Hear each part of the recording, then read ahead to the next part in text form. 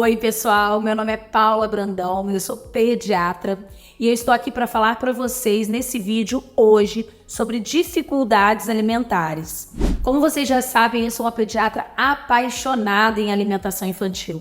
E uma das coisas que eu mais converso com os pais das crianças que eu atendo é que antes da gente ficar preocupado em descobrir como manejar, como cuidar das dificuldades alimentares que os nossos filhos têm, é a gente descobrir, qual a causa dessa dificuldade alimentar. Só que para isso a gente precisa entender o que leva o seu filho a ter uma dificuldade alimentar. Quais são os tipos de dificuldade alimentar? E é isso que eu trouxe aqui para você hoje. E aí eu te pergunto, será que o seu filho tem uma dificuldade alimentar ou é apenas uma fase normal do seu desenvolvimento?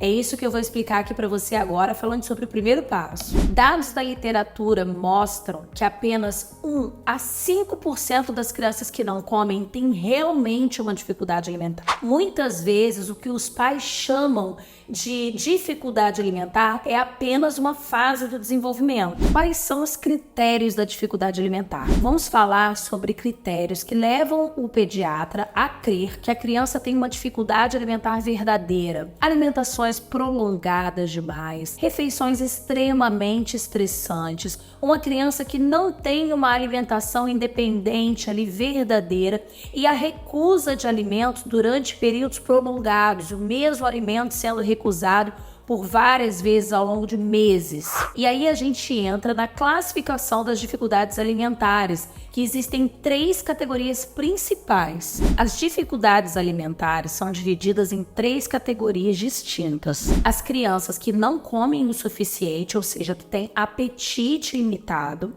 As crianças que têm uma variedade muito limitada de alimentos que ela aceita, que é a seletividade, e as crianças que têm verdadeiro medo, pavor em aceitar determinados alimentos ou determinadas texturas, que é o que a gente chama de fobia alimentar. E aí falando sobre a criança com apetite limitado. É muito importante que a gente entenda uma interpretação equivocada dos pais. Muitas vezes, os pais entendem o apetite da criança como um apetite limitado, acham que a criança come pouco, mas na verdade, neste momento da vida da criança, ela está passando por uma variação do apetite que é esperada para esse momento, porque essa criança está passando por algum salto no seu desenvolvimento ou por algum momento que realmente seja natural essa redução do apetite. É esperado que depois que a criança completa 1 ano de vida, o apetite diminua. E isso muitas vezes gera para os pais um estresse desnecessário por falta de informação. A segunda questão que envolve o apetite limitado é uma criança muito enérgica, muito ativa. Existem muitas crianças que têm uma energia muito grande realmente para gastar, que são aquelas crianças que não param enquanto comem, né? A mãe fala assim, mas doutora, eu ando pela casa correndo atrás da minha criança porque ela não quer parar para comer. Isso pode até parecer um problema, mas na verdade é um comportamento normal de uma criança que pode ser normal ou pode sim apresentar alguma dificuldade ou alguma variação aí do seu desenvolvimento que precise de atenção. Agora, criança com ingestão seletiva, aquela criança que tem uma seletividade alimentar por determinados alimentos. A seletividade alimentar pode ser uma neofobia normal. O que é a neofobia? É o medo de experimentar novos alimentos. É quando a criança diz assim para você, mas eu não gosto. E você diz, mas como você pode gostar de algo que você ainda não experimentou? Essa é a fobia, Essa é a neofobia considerada normal. Ela vai acontecer em torno dos 18 aos 24 meses, ou seja, criança aí com 1 ano e meio, 2 anos de vida. E ela vai estar muito relacionada principalmente às questões de textura. Aquela criança que não gosta do crack-crack da cebola, que não gosta de comer uma carne mais durinha. Isso pode acontecer e esse tipo de seletividade é uma seletividade que a gente consegue trabalhar porque não existe nenhum déficit do desenvolvimento da criança. Essa criança, ela é neurologicamente saudável e ela tem essa dificuldade de aceitar alguns alimentos que estão sendo apresentados para ela pela primeira vez. Nesses casos, a criança pode ser até considerada como uma comedora exigente, uma criança que tem um paladar um pouco mais exigente. E tá tudo bem se ela continuar crescendo, se desenvolvendo normalmente e aceitando outros alimentos que também são saudáveis. Dentro ainda da seletividade alimentar, a gente vai ter também a criança que é extremamente seletiva.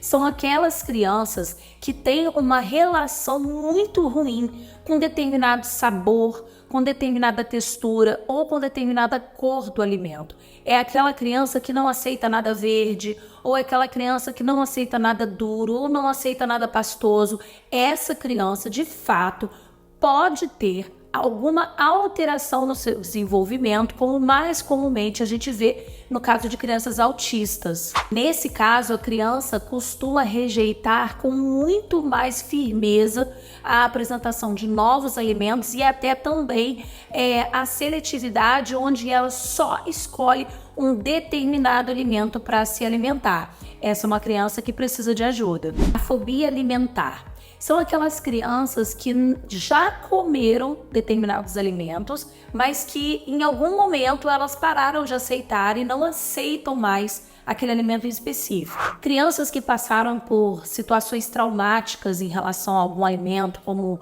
engasgo ou até mesmo com algum tipo de procedimento cirúrgico que fez com que ela ficasse muito tempo sem comer. Isso faz com que elas tenham uma certa resistência a aceitar um determinado alimento, na grande maioria das vezes relacionado à textura. Esse medo pode chegar a ser severo e precisa de uma atenção especializada.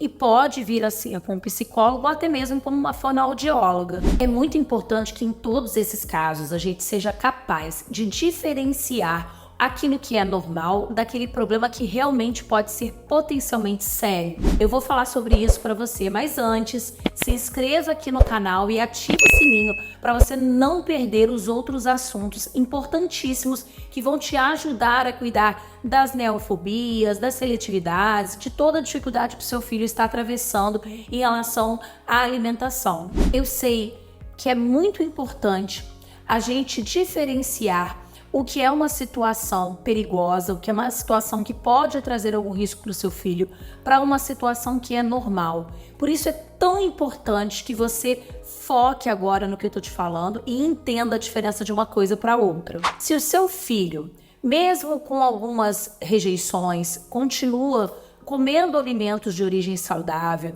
ele continua ganhando peso, ele continua crescendo, tendo seu desenvolvimento neurológico de forma adequada, é muito possível que isso seja apenas um momento da vida da sua criança.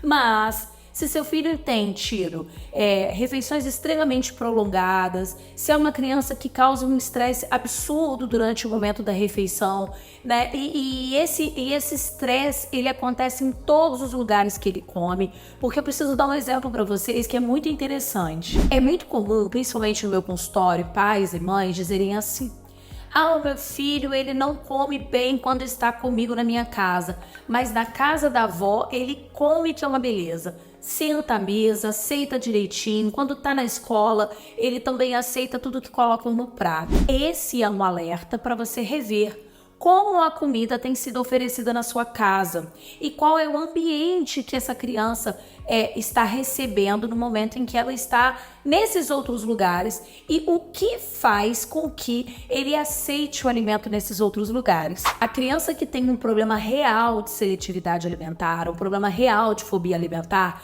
ela não tem o costume, não é uma coisa habitual ela aceitar esse alimento em outros ambientes. Se você se identificou com alguma dessas situações, está preocupado com a alimentação do seu filho, não hesite em buscar ajuda profissional se você estiver percebendo algum desses sinais.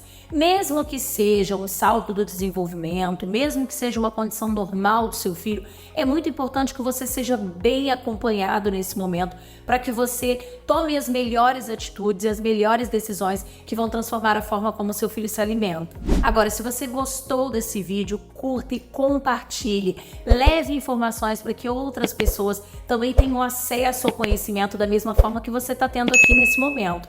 Eu espero você no próximo vídeo. Um beijo e até mais!